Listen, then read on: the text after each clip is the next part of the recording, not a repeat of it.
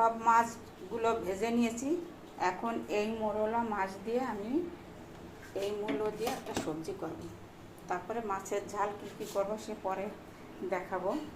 এপাশে কড়াই বসিয়ে দিয়েছি, লোহার কড়াই, আর এপাশে ভাত বসিয়েছি।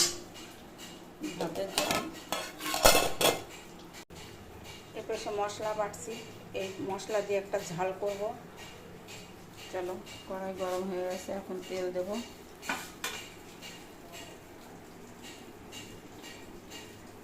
বেশি তেল দেবো না, আমি অল্প তেল দেবো।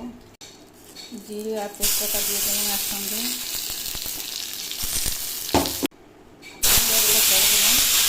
লবণ দেই পরিমাণ মতো, দেবো পরিমাণ মতো। কম হলুদ রাখবো, আমি বেশি হলুদ দেবো না, হালকা হলুদে কালার কম হলো ভালো লাগে। দেখো এই পাশে ঢাকাটা উঠিয়ে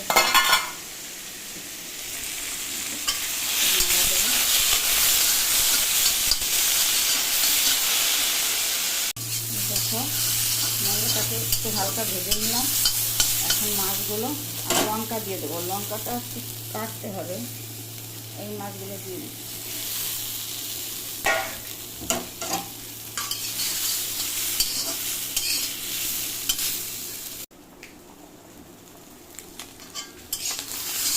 মাছটা নাড়াচাড়া করেছি, এবার লঙ্কা দেব। লঙ্কা দেওয়া হলো,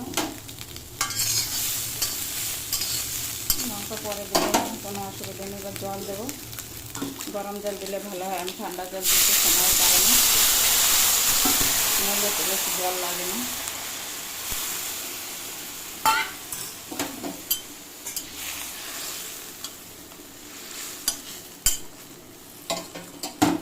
দেখো মূলো সবজি প্রায় হয়ে আছে, ভাতটাও প্রায় হয়ে আছে, কিন্তু দেরি হবে।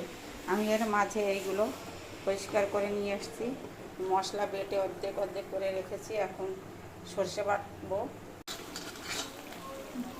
সবজি আর ভাত হয়ে আছে, ভাতের মার কাটবো আর এই সবজিটা নামাবো। মূলো তরকারি রেডি। এটা মোরেলা মাছ দিয়ে করেছি, আর এই যে মার কাটবো। গরম ভাতের সঙ্গে এই সবজি দারুণ লাগবে। এখন পমফ্রেট মাছের ঝালটা এর পরে করব, পরের ভিডিওতে দেখতে পাবেন। আজকের মতে বাই।